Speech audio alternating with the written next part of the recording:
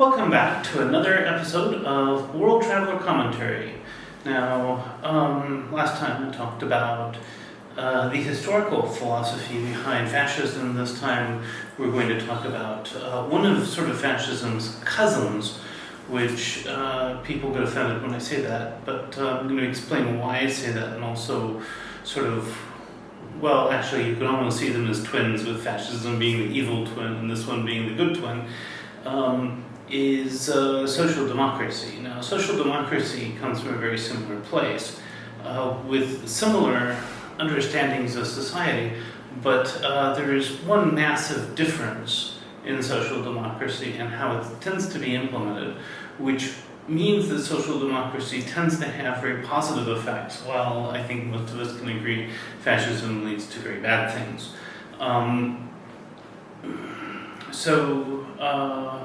As we've already talked about liberalism, we've already talked about fascism. Social democracy is another reaction against liberalism, and social democracy starts off with the idea that society is totalitarian, the same way that the fascists understand it. In other words, that literally everything we do has a social context, that society governs our lives, whether we like it to or not. And therefore, you need sort of strong government controls over society so that we can work together to solve our own problems. Where the social democrats differ historically is in not seeing society as unitary and not seeing the state, therefore, as unitary. The fundamental idea behind social democracy is that we can come together through democratic institutions on any level of government and work through our social problems using government as a forum in this regard. So you still kind of have some theory of a liberal state, in particular a liberal democratic state, but the differences are that freedom is not necessarily the fundamental goal. The fundamental goal is solving shared problems, and democracy and democratic interactions are how you get there. So the big thing about this is, once you get into the nitty-gritty and you actually try to do social democratic things, you find very quickly that democracy doesn't scale. It's easy to work with your neighbors to solve a neighborhood problem, though sometimes it's easier than others. It becomes a lot harder when you have to collaborate on problems that affect millions and millions of people. So, successful social democracies tend to be bottom-up societies where the local government has much more power than typically most liberal governments would be comfortable with. But at the same time, the central government has a lot less power. So you have kind of what you might call an inverted sort of totalitarianism, where government is all-encompassing in terms of the problems that it can address. But that government is also geographically minimized. So you have a collection of governments which are small, govern small areas and small groups of people, but where the people come together and they figure out what they're going to solve and how they're going to solve it, and that's the way it is. My time in Sweden really kind of gave me a lot of respect for social democracy, and I think it's important that when you see right-wing news places, especially in the US, talk about some crazy thing that some Swedish municipality did. Well, sure, Swedish municipalities do crazy things sometimes, but it's the municipalities, right?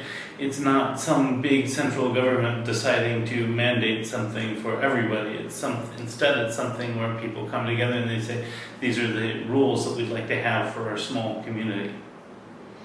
And that works pretty well. I mean, people are going to make mistakes. We kind of hope that we'll learn from each other's mistakes, right?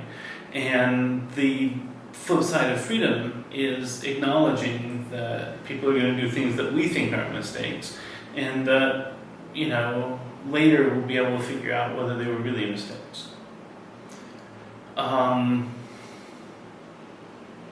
So I actually have a lot of respect for social democracy.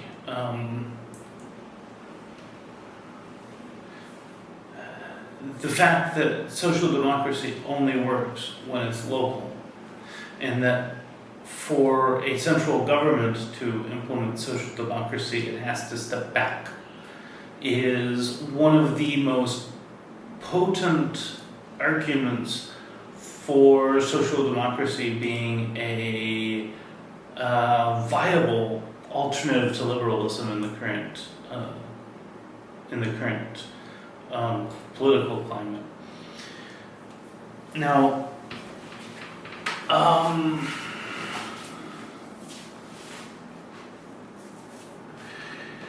let's go into some of the negative things, though, that I've seen with social democracy. And this kind of needs to be understood as the fact that no political order, no political philosophy is perfect. But one of the basic issues that we all face has to do with our interactions with private companies. And these are things which address a very large portion of our lives. We can't do very many things without interacting with with businesses. We can't live our lives. In fact, we can't survive without that. So,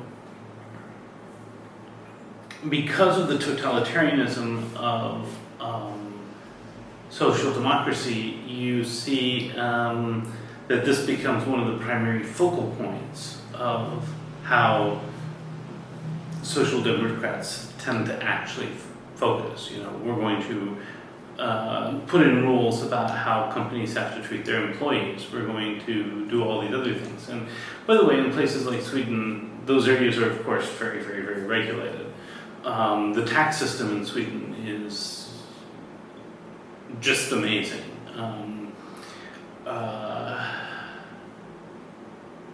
Sweden tries very, very hard to provide incentives for everybody to report anything taxable.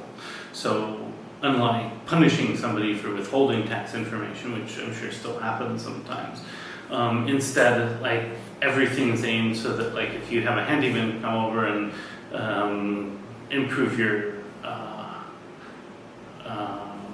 rental, and that's a tax deductible, the handyman can actually submit that invoice to the tax authority and take what you would save off of that invoice. So it's actually really, really, really nice. Doesn't mean that you don't have corrections that have to happen down the road, but it means that the infrastructure of government is very, very, very, very finely tuned. And in fact, when you get your tax return in Sweden, the tax return basically is all the information that the government knows about. And then if you have anything to add to it, then you need to reject that tax return and file another one. If you don't have anything to add to it, then you can actually send them a text message with the password and confirm that it's all accurate. In which case, then they'll send your money to your bank account and everybody's happy. The tax authority in Sweden actually has a higher customer satisfaction rate than the social insurance agency. So that actually says something right there. But the problem that you do run into is the fact that social democracy, though to a much lesser extent than fascism because it's decentralized, ends up with this massive focus on public-private partnerships. And as a result, there is this very, very, very close almost unity between the state and corporation. I think there are a lot of things that go wrong with that. Sometimes it makes it real easy for people with the right connections to get all the cozy deals. And it also means that companies get used to enforce public policy a lot. Not to the extent that you see it in a fascist state, like, for example, the United States, but it does happen to a very, very, very large extent.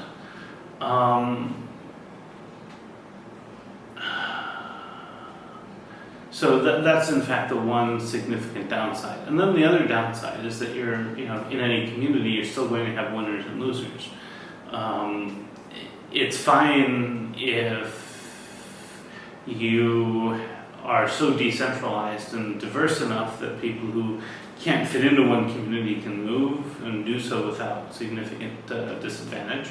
But where that's not possible, then you're going to have some problems.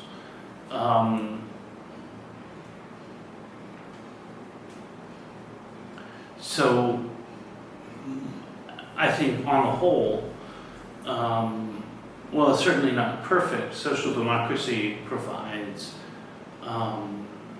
everything that liberal democracy is supposed to provide, but it does so on a small scale, on a local scale, and with everybody having an opportunity to really have a stake in building solutions that can affect society. Now, in my country, in the US, fact is that we don't really have any social democrats anymore. The closest thing we have is Bernie Sanders, and I don't think he even qualifies.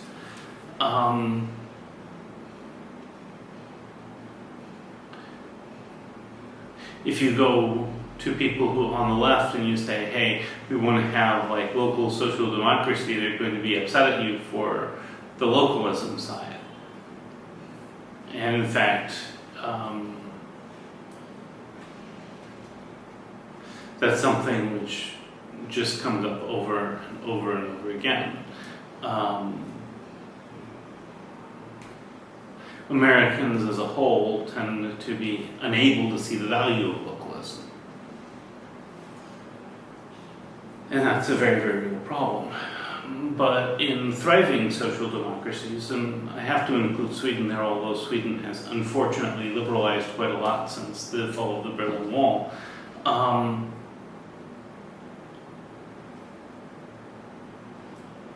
everything is local, everything is, well, not everything's local, but, things are absolutely as local as they possibly can be.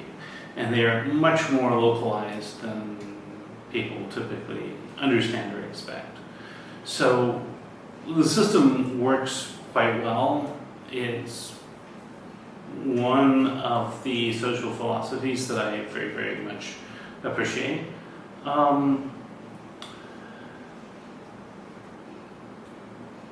And I think the West has a lot to learn from this as a possible solution to many of the problems which global liberalism has brought on the world. So those are my thoughts today.